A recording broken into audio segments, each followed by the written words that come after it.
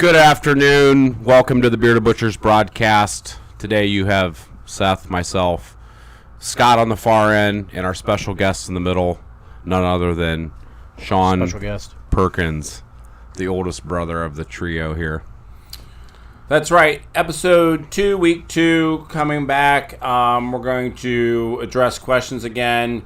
We wanted to bring on Sean as our very first guest ever. Obviously, somebody that's huge part of the operation. We thought that was very important. So we'll ask Sean some questions. And he's the guy within our brand that talks the least, but he also has some of the most important jobs inside our business. So we want to make sure we give him a chance to talk about those today. And if you have questions for Sean, whether it be maintenance of the processing facility, Hacksip plan, the farming operations, raising bison, etc., he's the guy to ask. Indeed. So I'll get started first. What's your favorite Bearded Butcher blend seasoning, Sean? Chipotle, of course. That's and got Sean, his face on it. And he's getting a new facelift on his Chipotle shaker, so that's going to be coming out real soon. I don't know if you've seen it or you approved it yet or not, but that's what it's going to look like. Seen that one. Sometimes we don't run these by him. We just make the decisions without him knowing. Works out pretty good. Sean, can you take us through some of what a day is like for you? Like when you start your day, what's the first, I'm not asking like when you put your socks on, but like the order of a typical day for you as being part of the butchering, farm, the whole bit. Like, when does it start? What do you go through during your day? And what time do you typically hang up your hat? Generally it starts at like 5 a.m. Go over to the meat plant. You make sure stuff's ready to go. Did you make sure stuff's ready to go or Seth's ready to go? Stuff's ready to go. I know you beat me into the shop every single day. We can He's say like Old Faithful. that if I show up to the plant and the lights aren't on, I'm There's a very problem. concerned that Sean's either given up the ghost or he's sick or something else. And in the 25 years we've been working together, he's never been late. Maybe once or twice, but a couple times maybe. Now you do the have lights to, are always on, and he's got the place primed and ready for butchering. You do have to admit that we've gotten better at getting to the shop on time than when we used to back in the day. Because there was times when we were teenagers that Sean would show up, and me and the inspector. It was awkward. We were just getting home for the night, and he was already at work. So everybody needs to realize I'm 10 years older than Seth, 12 years older than Scott. So I was already married and out of the house when they were 10 and 12 years old. So I got married at 22. So as far as like a regular day, then you just get to work, get stuff ready to go. We all three know that our dad was a drill sergeant in the Army, so it's, dot the T's or, cross the T's, dot the I's, all that stuff. And so it's just kind of in our nature, get stuff ready to go, do whatever's needed done. The store for the day, the processing plant, whatever needs farming needs done is done after that, later in the evening. Or, if we've got a day that they don't need me processing, I work around the farm. So. And we all know that Sean being the firstborn, Dad had his boot the furthest up his hind end. And then I was the middle, and Scott was the baby, so we kind of know how that order goes. I think Seth got sloughed off on the most. For some reason, Dad liked him the best. Spencer, somebody's saying there's echo in the middle of Mike. So turn the mic this way and talk into the front of it. There we go. All right, I do have a question for you, Sean. Something we share, obviously. 6 inches. A lot of things we share. There we go. What can you describe what it was like working with Dad? Intense. That's probably else the do you best. wanna know? That's probably the. Growing up, that's one of the things. I'm being 12 years younger than Sean. I would be like terrified because my dad would always be yelling at Sean, and we raised buffalo, and so which was dairy cows, which those are pretty docile and to the point where they can actually be kind of dumb. And then buffalo are the 100% opposite end, where they are completely wild and just the anxiety is already through the roof. So I remember many times of trying to work buffalo, whether we were loading them or moving them or whatever. And my dad just like highly, and like from the war, he was already like primed for high intensity situations. He would go back to Vietnam. Yeah, he saw the buffalo as the enemy, I think, or they saw him as the enemy. So that was one of the things that I think intense is probably a really good. Did instill a lot of work ethic in us, probably just from fear alone, because we knew better than to screw up. I'm going to try to get down to some of the questions here that might be rolling in. And again, if you guys have questions, feel free to put them in the chat. Specific questions for Sean, here's your opportunity to grab them. Somebody asked why you're always in the back and not in the limelight. It's just my nature, I guess. I mean, our dad was intense, but our grandpa was very quiet, our grandpa Perkins, and his dad was even quieter than him, and it's just my nature, I guess. Okay. On the other hand, our other grandpa was very talkative, social, kind of witty. I think I probably picked up a few of those characteristics. Seth is the most like Fred, our dad. For sure. I came in this morning. We have an auction going on right now for some equipment and property that we have that we're auctioning, and so this morning we started out. We filmed a damn video. Another damn video. So it's spam made with deer meat. So we started calling it damn, but we filmed this commercial, this video this morning early.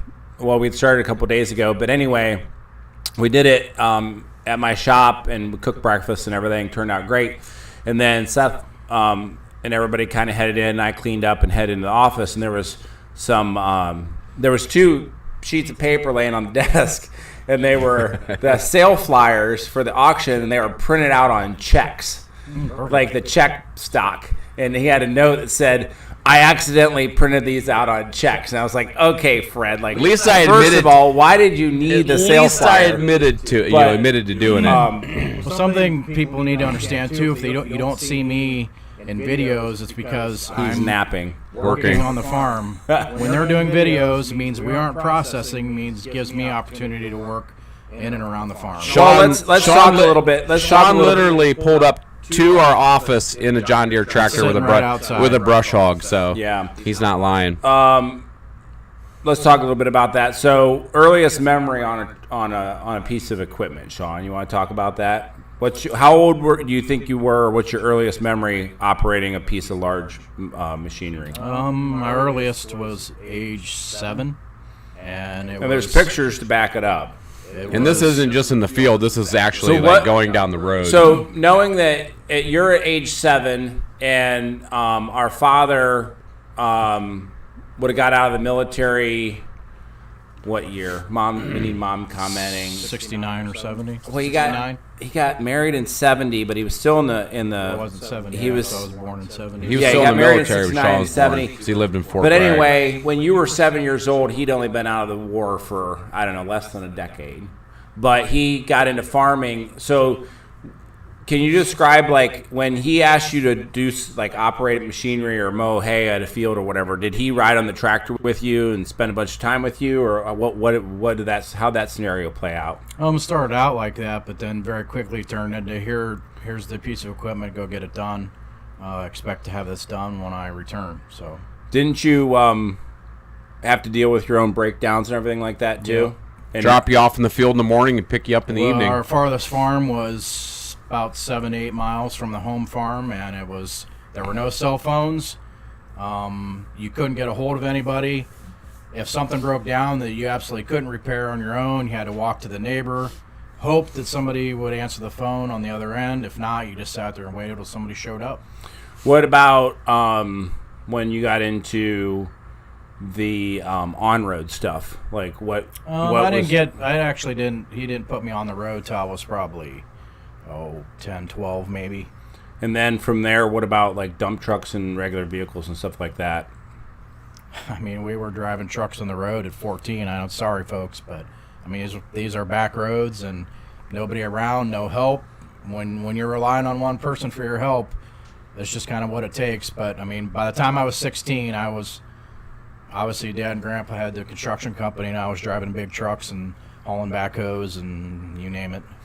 At the time Sean was 16, he was old enough to take us to McDonald's and go get an ice cream cone. So we were always riding around, bumming rides. Some of my earliest memories were riding in tractors with Sean and then with Seth, but also I got injured a lot. So I remember Sean would be carrying me into the house with some injury. I had to get stitches and stuff like that all the time. He was forever getting stitches. Growing up on the farm. Yeah, but you didn't get run over by a tractor. Yeah. Well, you're going to have to tell that story now, Seth. Yeah, so talking about growing up on the farm, being on tractors, I was with my sister, and we were she was actually driving the tractor, and we were baling. We were raking hay. Dad was baling hay, and we were doing square bales. And some of the square bales would kick off the wagon into the windrow. So our sister was going through, and she was flipping the windrow over just to get it dry a little bit more. And I was sitting on the fender of the tractor, and she stopped for a bale that was in the middle of the windrow. And when she stopped, I was, being on the fender, I fell off, and she freaked out, popped the clutch, and ran right over me. So got to spend a week in the hospital with broken ribs and ruptured spleen and bruised lungs, and 3 months on my back with Scott threatening to punch me all summer long because I couldn't move. Hey, I don't remember that. Which obviously that stuff's all very dangerous. And Yeah. after that, we only had one tractor with a cab back then. And after that happened, it was the person operating the tractor, and that was it. That was allowed if it didn't have a cab. Want to tell them your favorite tractor manufacturer? Yeah. It's got to say John Deere. It doesn't belong on our farm. A lot of green on this farm. Somebody asked what's the biggest tractor that you have driven. You maybe want to go through some of the models that you operate. The biggest tractor I've driven is like a 300 horse, but we don't. The biggest we have here is 160. So, and honestly, once you become an equipment operator, like I've been an equipment operator basically my whole life. Well, once you start, it's just like it doesn't really matter the size. It goes a little bit further than just, operating tractors. It's operating any heavy machinery Sean's really good at. So when we used to do concrete, so when it comes to, running backhoes and dozers and skid steers and talking about, using grade and shooting grades and all that stuff, he's just a very good machine operator. Now when we were doing construction, our dad was the equipment operator, and obviously I was just a laborer until I was 14, 15. Then I started running the machine, and the more I did it, the better I got at it, and you can see grade with just your eyes and stuff like that, and Dad kind of phased out, so that's where it all comes from. Somebody says it's unfortunate that John Deere is barely American made That's not nowadays. So John Deere has such a loyal following because they forgave a lot of the loans that they had back in the Depression era. They just told farmers that couldn't pay them, you don't have to worry about it. So they have a really strong following as a result of that. That's one of the stories I know about John Deere. It's the only equipment company that still manufactures. It's still John Deere name. I mean, everyone else has had to merge with another to be what it is, from Case, IH, and Ford, New Holland. So it's. So Brady says Sean's mic is mirroring. That's because you guys are too close. We can move away a little bit. Yeah, you can move your mic as far as you can. So we're too close together? I'll just sit over here on the corner. Am I still on camera? Is that better? Okay. Hopefully that helps.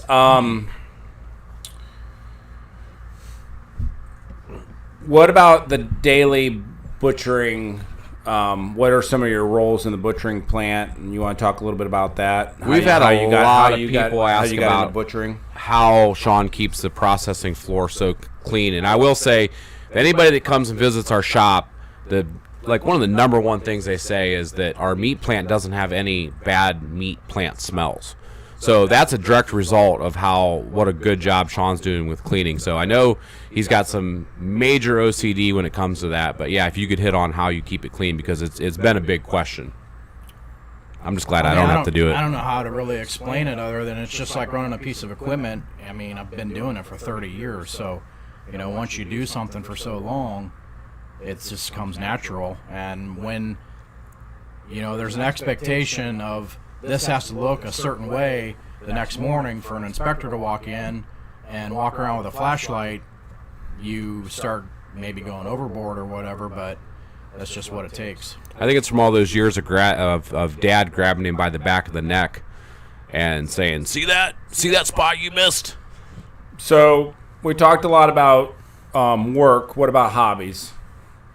I know some of that crosses over because, I'm not saying you farm for a hobby, but that is kind of like part of what your farming is that you like to take good care of your equipment and do that type of stuff. What about vehicles, cars, anything like that? What everybody that knows me knows I like cars and trucks, and I'm just like any other warm-blooded male American. I like anything with a motor, and it doesn't really matter, what brand or what it is. I just enjoy all that stuff. I love tinkering. Our grandpa, he was a tinkerer. He always tinkered around with stuff. It's kind of where I'm at. Cars, trucks, I really don't have a lot of hobbies outside of that. Used to hunt some, not so much anymore. Hunting comes during harvest, so it's hard to hunt and harvest at the same time. Fair enough. Why does Mom say wipe the frosting off the cake plate? Is she punking us? I don't see any cake plate because I was looking for a piece. I was looking for a piece of cake. I'd eat some.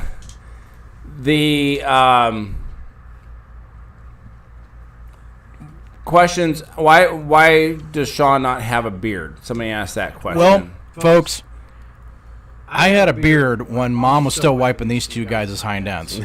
So I was the first one with a beard, and somewhere along the way I got the look I have now, and it's what I've always had. I'm right. I'm not a trendy person. I'm going to follow somebody else kind of person. I just do my own thing, and it's just the way it is. Somebody asked if we can talk about the inspection process and who does that and how strict is it. We have a multi-tiered inspection set up in our plant. We were previously all USDA inspected, but because we don't ship, we don't do wholesale, we converted the front of our house to retail through the retail exemption of the USDA, and we have the local health department that will monitor the front of the house. The back of the house, because we slaughter, is USDA. Having been previously state inspected ODA or in the early years and then USDA,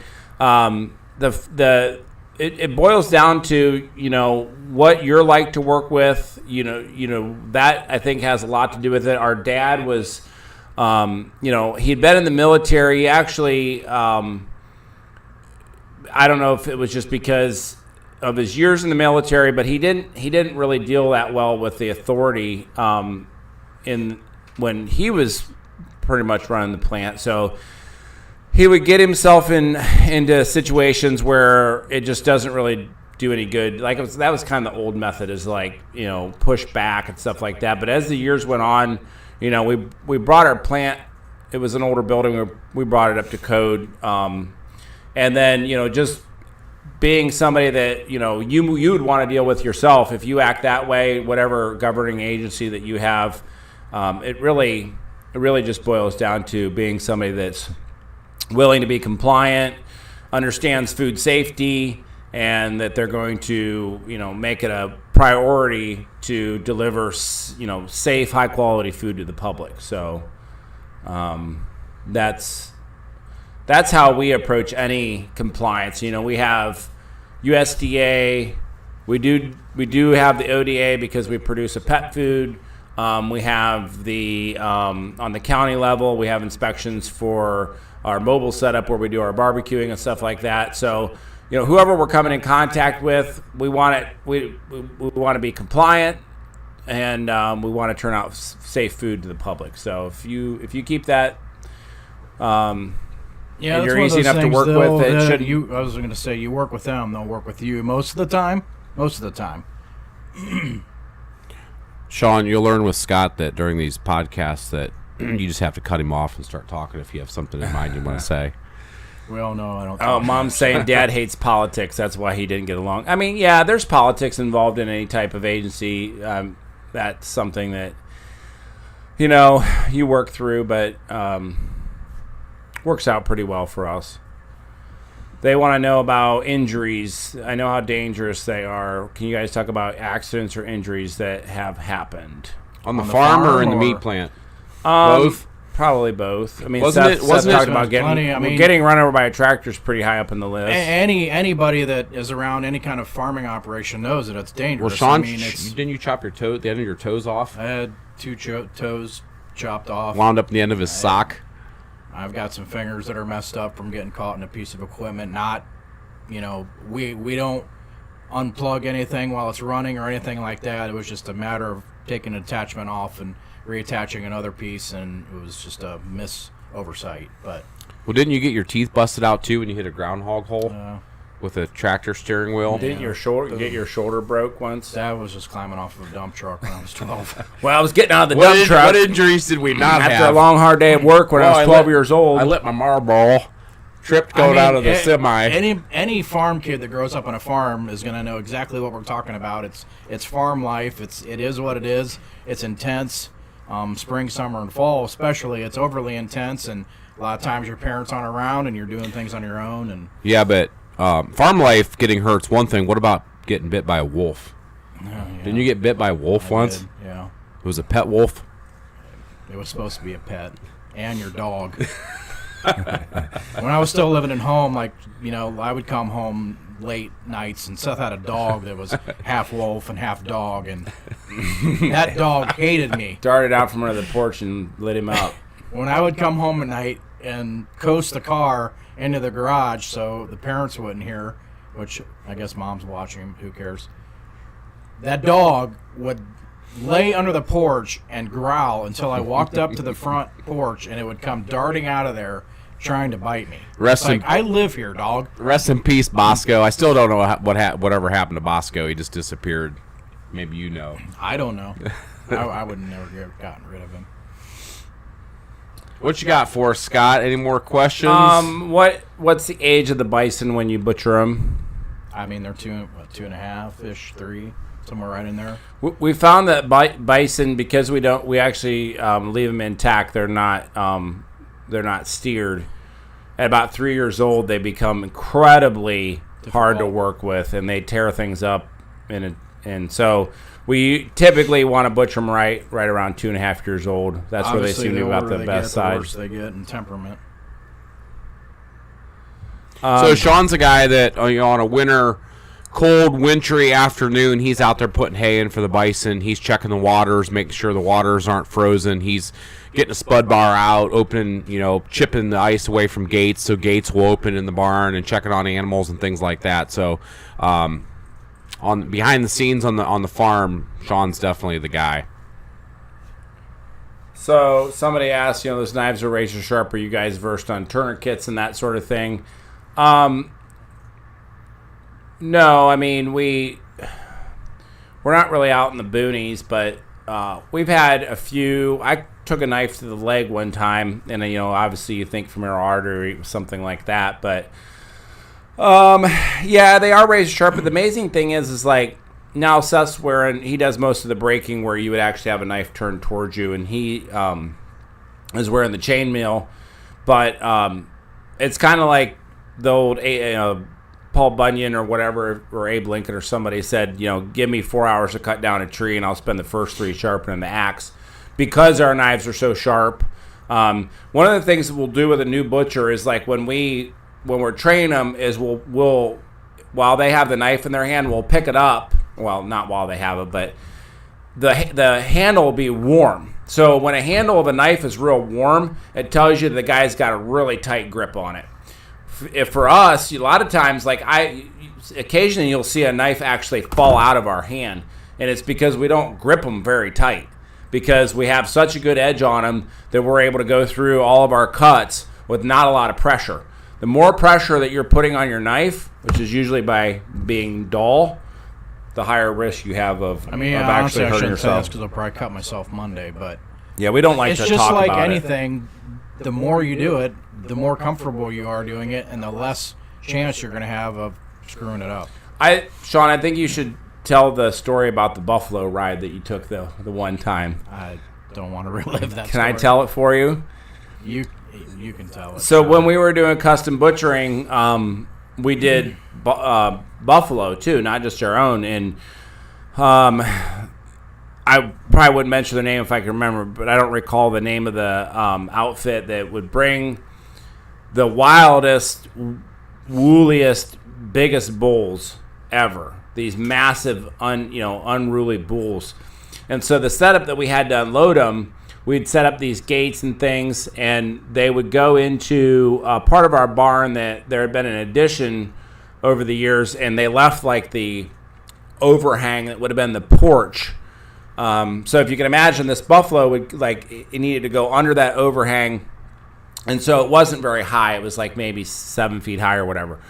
And it just so happened that Sean was kind of like caught in front of the buffalo by that overhang, and he climbed up a gate to get it the buffalo turned around or something like that. And as Sean's climbing up the gate, the buffalo's behind him, the overhang's over top of him, the thing comes up behind him and it scoops him up, right? So he's sitting the same way that the buffalo is facing between the horns, and then it just starts ramming its head. Wham, wham, wham, with him. Which was then ramming my head. It was like a seesaw from hell. I remember running in for the 270. Yeah. I was like, I think we're just going to have to shoot either Sean or the Bison, one or the other, or maybe both. So he was wham, wham, wham, and then it actually flipped him over the gate, and thank God he fell outside of the gate, and he staggered around, and the impact on the ceiling joist cut his head across, this way right here, split the skin open. And he's got blood, and the lady's she's yelling, "Oh my gosh, call 911," the owner or whatever. And so our dad, being, whatever, military, and he's get him into the break room or whatever, where we had our first aid kit, and he gets he wanted to it wasn't glue, spray glue, but didn't he get the antiseptic? Antiseptic. Yeah, so he got the alcohol antiseptic, and he just showers this open wound on the top of Sean's head with alcohol or whatever, and so he's in pain, even more pain. Well, everybody just wonders why I wear glasses, sunglasses. These aren't sunglasses. These are my glasses that I have to wear to see, and they're just transition lenses because I have never worn glasses until a couple years ago, and we all wear sunglasses everywhere we go, everything we do, and I got tired of taking off the sunglasses and putting these on. So these are the darkest transition lenses that you could get, but the main reason is because I'm cross-eyed now from that experience with the Bison. No, I'm just kidding. Yeah, that was intense. Another time, I have a habit of passing out if I cut myself. And my dad, I had cut myself, and again in the break room, sitting there. My dad helped me patch myself up, and then I passed out. And instead of just making sure I was okay or whatever, he just left, and I woke up just sitting there, when I came to. I mean, people probably think we're crazy, but I don't know how other places do it, but we don't run to the doctor every time something happens with us. It's kind of a shake it. Our dad was always shake it off, Well, see how bad it is before you really got to go. I think a lot of that was because we grew up without any health insurance, so going to the doctor wasn't really an option unless you absolutely had a bone protruding out of your skin. And you went. Otherwise, you just wrapped some duct tape around it, went back to work. Mm-hmm. Somebody's talking about putting dye on the Offal. Denaturant. Yeah, we do that here. Whatever's getting discarded, you spray it with a blue dye to we do that because the USDA requires make sure it goes to a renderer. Too many people were putting their barrels outside of their establishments, and people were coming in after hours and stealing stuff out of the barrels to eat. So Obviously, I guess that probably happens in the city, but I mean, where we are, there's not a lot of people. it's a who do that. deterrent is what it is. What do you guys do with the Offal's not so pleasant stuff? So we actually have a fantastic local renderer, family-run business. They pick up everything that is not for human consumption, and they take it back to their plant, and essentially everything gets cooked. And when it gets cooked, it's either going to be a liquid or a solid. And then the liquids get refined, turned into different oils and things like that. The solids, they grind them up. You're thinking, bone or whatever. And those Really, are do you want to say what it's really used for? those are if you look it up, those products derived from beef, pork offal go into a lot of cosmetics, a lot of the gelatin. It goes into a lot of products that you would actually eat.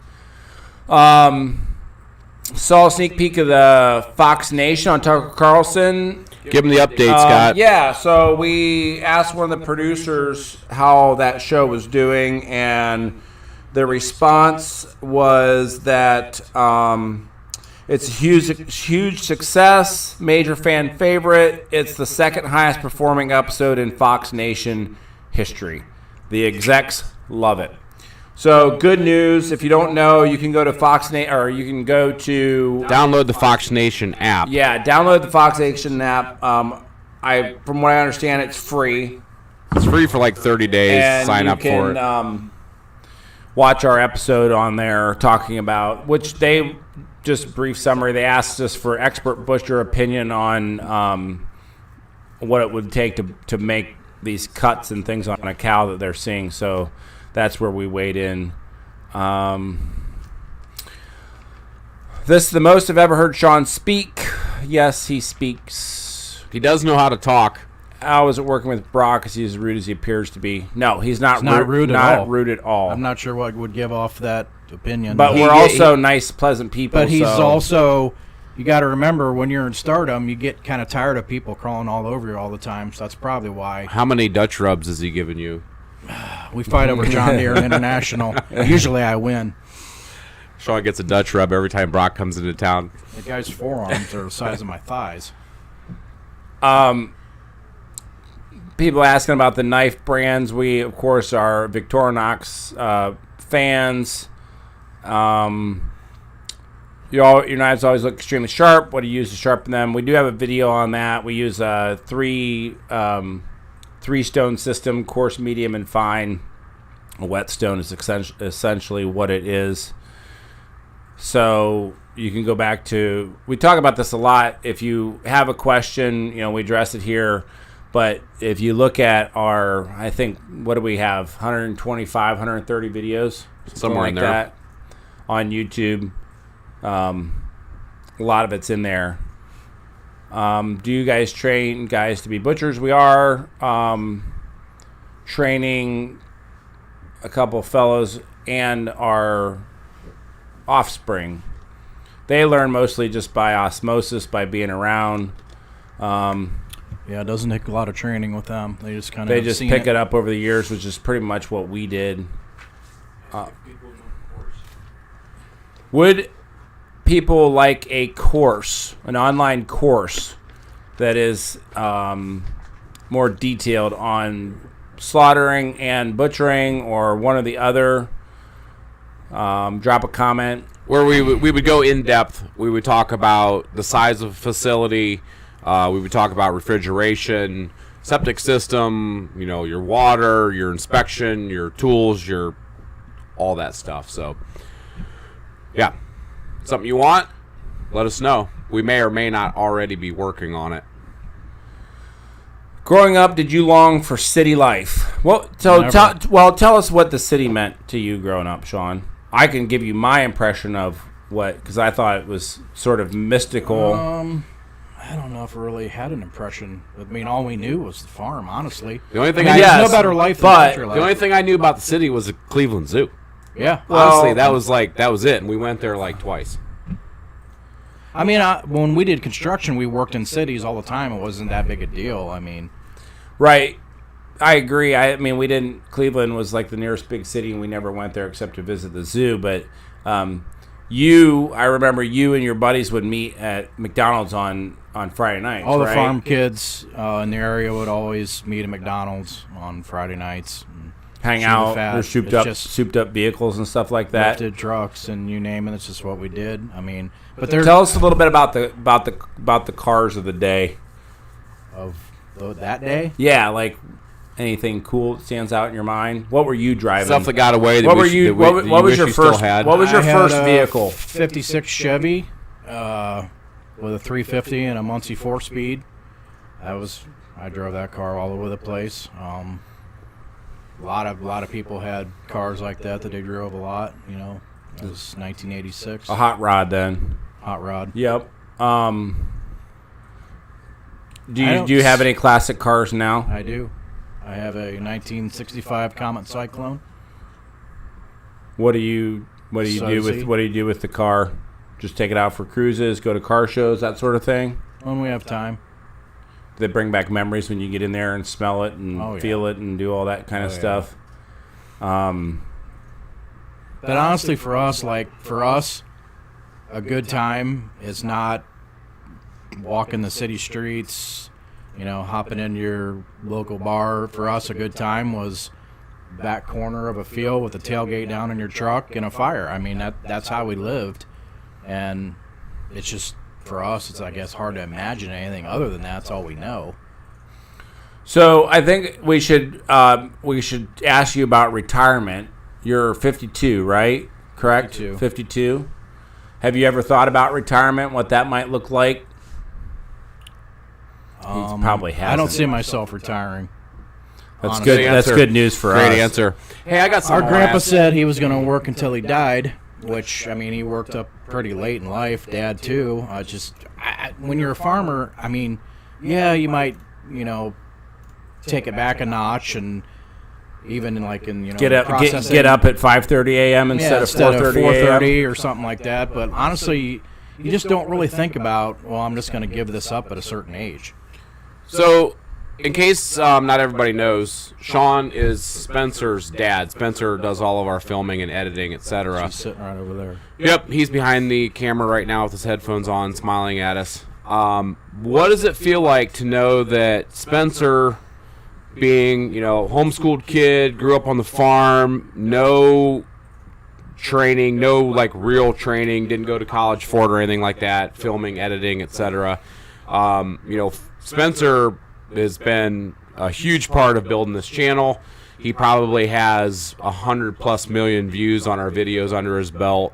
I don't know, Spencer, you know how many total videos you've made for us? Probably 100, at least 100, probably more than 100 videos. He's responsible for, just all the cool stuff he puts together. But what was it like growing up with Spencer in the house? Because I know he used to do the animated, the Clay Lego, animation and the stuff clay like animation, that. Lego, stop motion, yeah. whatever He it would is. spend hours doing stop motion. Those But Legos. were you ever concerned he's not taking to he'd rather spend time with more technical stuff and then seeing how it played out now, or you just kind of let him do his thing? It or didn't bother whatever? me at all because he spent a lot of time on Farming Simulator, and I honestly think that's probably what helped him when it was time to get in a tractor on his own, which it's hard to explain when you grow up with this stuff because it's like you visualize it, you see it, you see your father doing it, and you ride with your father in the vehicle or the tractor, and it just comes natural, and it just came natural to him, and I really didn't have to teach him that much. So, but yeah, it's really cool. And What was it like working with your brothers all day and hearing us talk, and then going home at night and listening to us talk from Spencer's bedroom when he was sitting in there editing videos? that gets annoying. I've heard them enough. I don't want to hear them on a Sunday afternoon. I can't get rid of these guys. Hey guys, Bearded All right, Butcher's here. on today. All right, Seth Perkins here, okay, here we go. Until next time. because he used to do a lot of editing from his room, so we could hear him. But We gave him an office as of recently.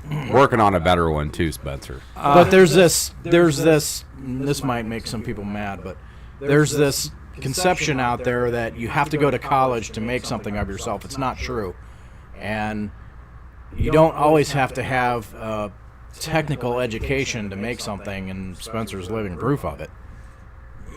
Absolutely. This podcast is a big part of it is because it's what Spencer learned to do. That's how we can come to you streaming live now. Which a little fun fact about Spencer, too, people probably don't know he plays hockey. He's a goalie, and he's a self-taught goalie, and he's one of the best in their league. So if you put your mind to something, I mean, that's really all it takes. Yep. Yes, that is correct. What you got for us, Scott? And he's a butcher.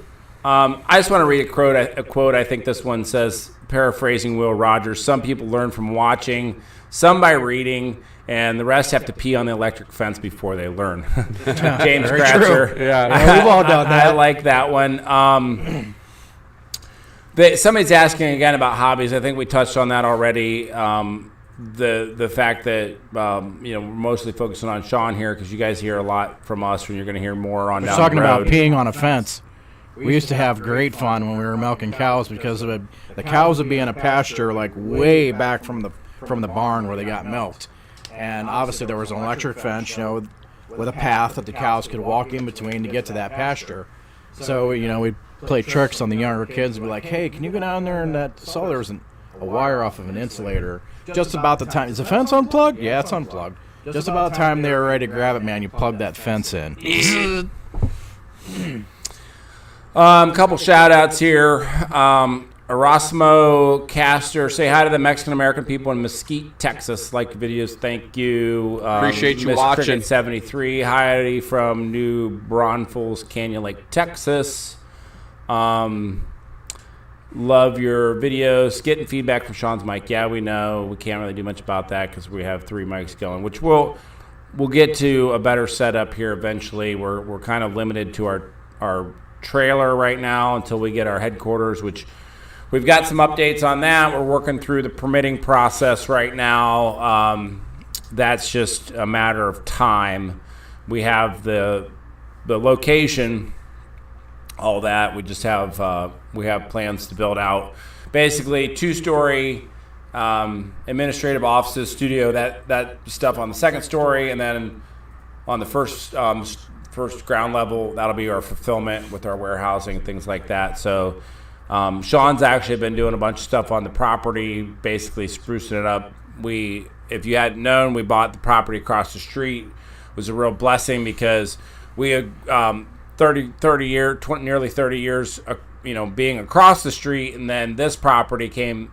It didn't necessarily come available. What happened was we saw maybe an opportunity, made some calls, and by the grace of God, we were in a position we could actually obtain the property versus hearing some other commercial interest that was in it, and people were kind of like, "Wow, I can't believe that you got it." So we're thankful for that, but it's got a huge parking lot, lots of room for trucking and that sort of thing. But we're going to, God willing, put our fulfillment side of things over here, and then we'll be right across the street from our butcher shop, so everything can be centralized. We can, because we do a lot of back and forth right now. A lot of stuff's warehoused down in the town of Worcester, which is about 10-12 miles south of us, and it's like a 19-minute trip to get down there and back, so that'll help us out.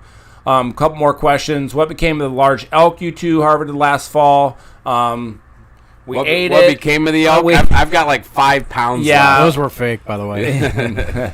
that was it was just antlers on a stump. Spencer's animating, and then the whole family basically. That elk was probably one of the best things that I had. Josh gave me a recipe for elk pasta, so my wife's been making elk pasta all summer, and I never get tired of it. So out of all of the elk that we brought home, literally down to about 5 pounds. Sean, some of the best meat I've ever had. An earlier question, what's your favorite grill? And maybe for you, if you don't do a lot of grilling, do you prefer a grill? My favorite grill is the grill of a 1956 Chevy to put Bel Air. The grill on a John Deere. 1989 Chevy K2500. You asked, folks, you might as well know from the start, I don't grill. I don't cook. I don't bake. I don't cook. I don't clean. The dude that does all the cooking on the grill, because he's still living at my house, is on the other side of the That's camera. Spencer.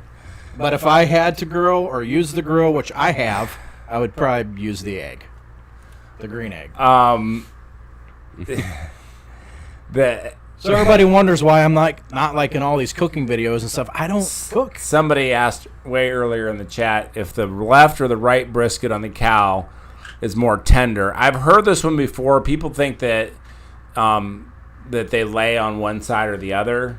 Like, I don't know what you would do. Put some dye down in the field and then, see which side they lay on. Though, usually a cattle, they lay like right in the center. Yeah, they're pretty much right on the the brisket. A little bit maybe cocked to one side or the other, but do you think? I don't know how there could be a difference. Do you think that that makes any difference? I mean, No. most people know that cows don't lay like out flat with all four legs. I mean, if they do that, they're dead most of the time. It depends on which side you tipped them on. Yeah. Somebody shouts out downtown Jay Brown. Jay Brown. Jay Brown. He's here. I heard him back there. You live? Jay Brown. Yeah, he's there. here. You got a shout out, Brown. He's behind the wall. He's there. probably dying because we cut off the AC to his.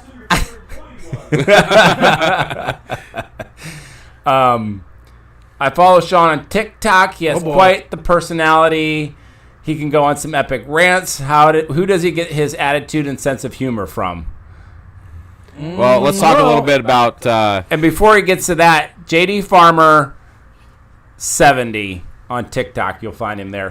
Phil's throwing up gang signs. Yeah. 10 minutes, Phil. I mean, Is this ours- a west what you're side or saying? east side, Phil? The Perkins have always been humorous. I mean, like Grandpa's whole family, Dad.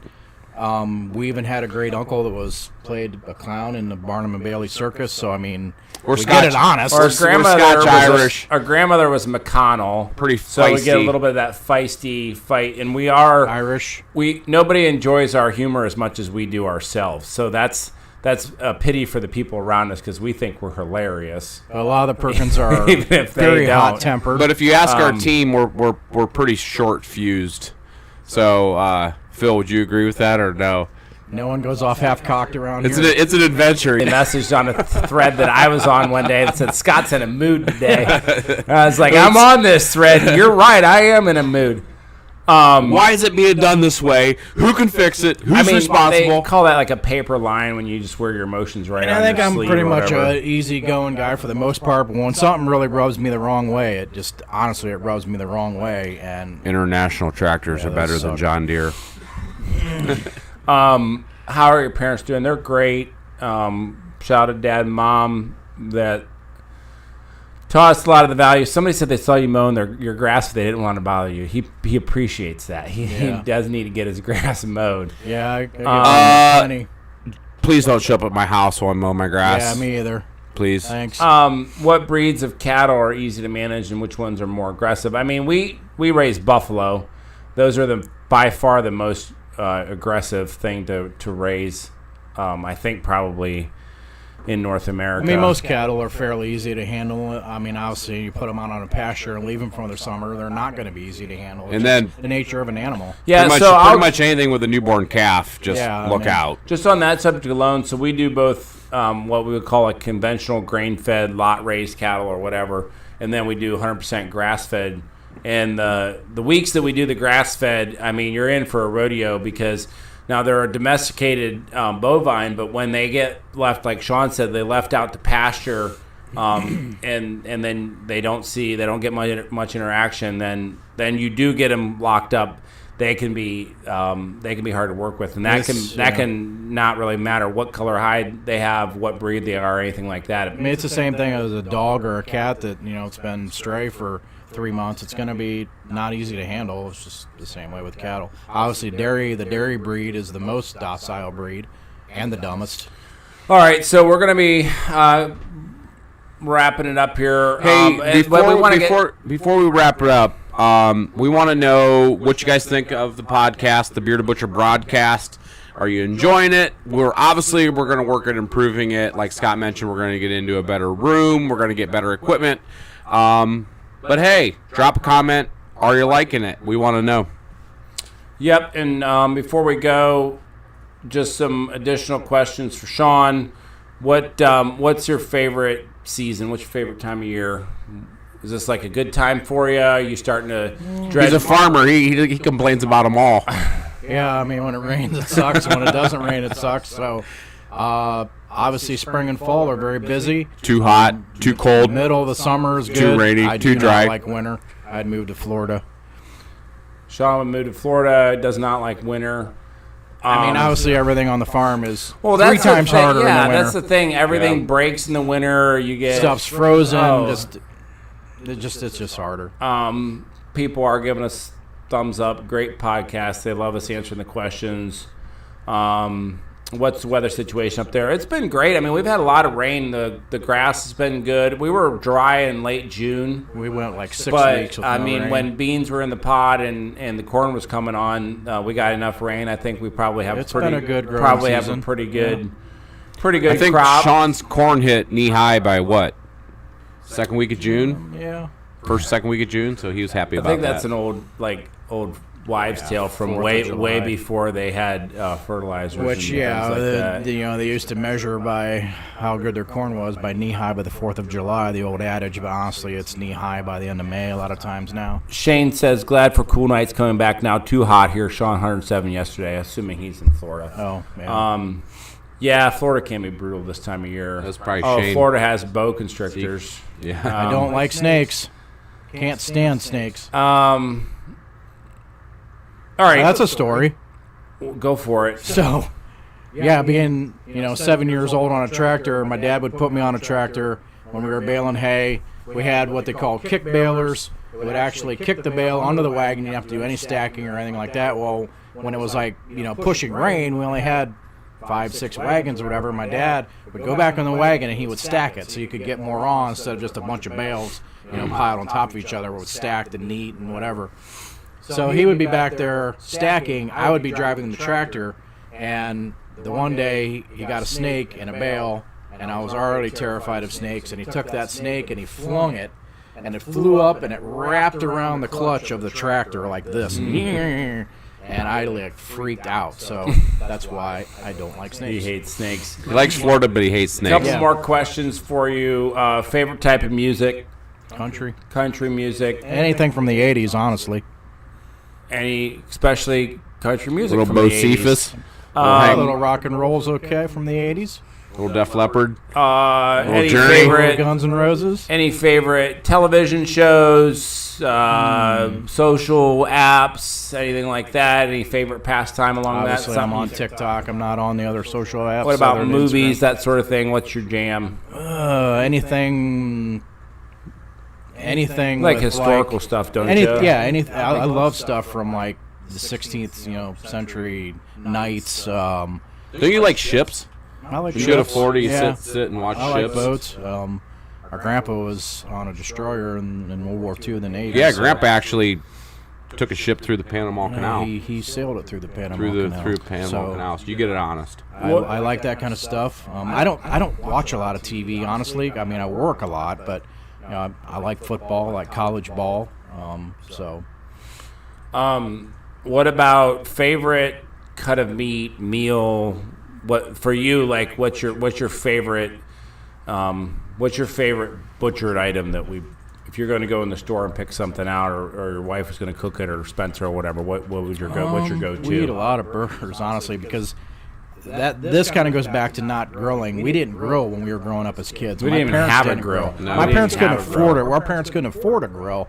So we didn't grill. We ate a lot of hamburgers that went far, with a big family. So we eat a lot of burgers, but probably for me, I know some of you are going to say, oh, you drink White Claws. Probably filet. I mean, honestly, for me. Well, filet is the most tender cut on an animal. I mean, What was the remember the joke about the Mandy dogs? So we grew up on a dairy farm. You would How always could you forget? You would always eat your cows that went down. That's just a downer The cow. cows That's- that, we're no longer producing milk. We're sent for meat for That's the what family. you ate. I just remember Dad had Mandy dogs made one year, and Nobody ate Mandy. That was awful. That was terrible. Mandy dogs. What about sports? We're almost to football season. Touched on Anything that. to College, comment I like- there? I Who's like your college teams? ball, Ohio State, all the way. Ohio State. I like to paint my wall in my basement and watch it dry during He football doesn't do season. football. I'd rather be in a tree stand. I'm not sure. You want my take on it? We'll see him next season. I think that came with so much controversy. I don't know if it to line up with those allegations and to bring that into your team. yeah. I think it's just a massive Which I would say I've always liked the Cleveland Browns. I grew up with the Browns of the 80s. They were fantastic, and it's, been downhill from there, obviously. But I like watching any football game, honestly. I do have think a hard that time even getting on board with somebody that has that much, I guess, bad press out there. Yeah. I really do. Not being a huge sports fan myself, I think it is going to be an entertaining season, though, because I have you guys who are Browns fans and Josh and Jeremy who are Steelers fans. So it is going to be a fun season. I will say that. As long as they beat them, we're good. Yeah, I mean, I really did like Baker Mayfield. I wish he was still in town. There was times where, things happened that didn't seem to be, they were a little, Brett Favre has the most interceptions in NFL history. Did you know that? Yeah. I knew Yeah. that. So he was kind of one of those quarterbacks, but I liked him. So I'm going to miss him. I could get on board. I know he had some issues in college or whatever, but I have a hard time getting on board with somebody that has that many allegations, because I don't think they could all be wrong. Yeah, I personally would rather watch a college ball game than the NFL. But so we're wrapping it up. I think that's just about everything that we can talk about this week. Again, we want to thank Sean for being we say our first guest, but he's really part of everything that we do anyway. But we thought it would be great to have Sean on, and then we will put more guests on the show, and that way you guys can learn more about. We want to bring in different team members, like mentioned last week, because we want to talk about the wholesale side of our business. We want to talk about the SEO, the analytics. Maybe we can even get our niece Alyssa in Spencer's position where he's at on these podcasts, and get Spencer back here behind the table. That'd be good. Talk about the editing of the videos and what it's like working with us and things like that. How much he likes his dad. There it is.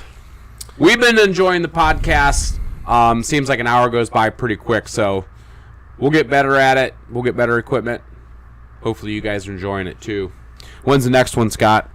We talked a little bit about this. I think we want to do them weekly. It has been, Let's just stay on here for a little bit. Well, let's just ask the audience, how is Friday at noon Eastern working? We don't really want to run into the evening because we know people have plans. We have plans tonight. We're going to our local football game, things like that. So Seth's going to look for the catcher. So it works for us. Noon Friday seems to work for us. Is that working for our audience? Should we keep it the same? Should we do it weekly? Should we do it bi-weekly? Let us know in the comments. Yeah, and I'll just comment here because somebody's saying, my lunch break is over. I'm just getting to your live. So once our live is over, we do post these on our channel. So I understand there's a certain element to watching it live, and we take questions and do some shout-outs while we're live.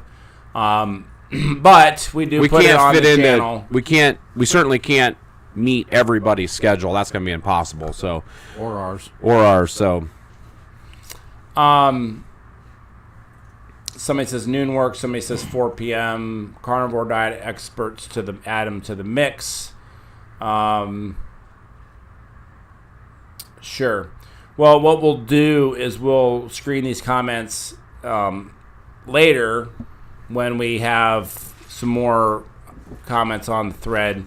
I have a sheet from last week's podcast that Phil took these and he wrote down some of the points to hit on. So we'll do the same thing again this week, and we'll go down through them. Yeah, a lot of people are saying Friday's good, noon's good. We were trying to get people on their Friday break so that way they could start thinking about the weekend, grilling, doing all kind of stuff like that. That's it, folks. I think we've pretty much exhausted this one. Again, thanks for joining us. Thanks to Sean. He's going to go straight back out, jump in the tractor, get back to work, and do what he does. We're going to spend the rest of the afternoon talking with screwing off. It's Friday. Hope you do the same. We're headed to football game. Somebody, really quick before we go, updated your videos this year. I went back and watched the old ones the other day. Yeah, so that content lives on. It's always it's a bit timeless in a sense, but we are working on what we're doing with the damn video, the spam video, is we're doing more of what we consider to be your value add or your ground products. So, you have a certain amount of this deer that can be like the back strap, right? Well, in this case, we're wanting to see how we can help you turn more of your deer into things that are going to go a lot longer, a lot further, and to do that, you use a ground product. So we did jerky snacks last September. We've done sticks. We'll probably do those again. Summer sausage, hot dogs, Spam or Dam. We're going to do bacon next. We're going to do deer bacon, hopefully coming up in the next couple of weeks. Grab that bottle, that special edition. Yeah. Got some exciting stuff coming up for all the hunters out there with this shaker. With our camo version, we're gonna. I'm excited. We're gonna about have it. some sweatshirts and T-shirts to go with this that have similar camo and orange. Those are gonna be really nice. So, yes. So we are gonna do some more deer content. Obviously, when we talk about white-tailed deer, that's what we have as our native species here in Ohio. But you can do this with elk or mule or blacktail or whatever's in your region, or you can get up a bunch of rabbits or whatever. What we should do, doesn't really matter. We should open it up on our podcast sometime to see if anybody has any suggestions on where we can go on a whitetail hunt out of state. Talking like Indiana, Illinois, something over the counter, Missouri. Iowa's a draw state, but that would be awesome. Branch out a little bit. We're not going on our elk hunt this fall, so just sort of floating it out there. We'd love to hit one of the adjoining states maybe and do some whitetail hunting sometime in the future. There you have it. All right, folks, thanks for joining. We'll see you next week. As of right now, we're going to leave it as next week at noon Eastern. We will see you then. Have a great weekend. See you guys. See ya.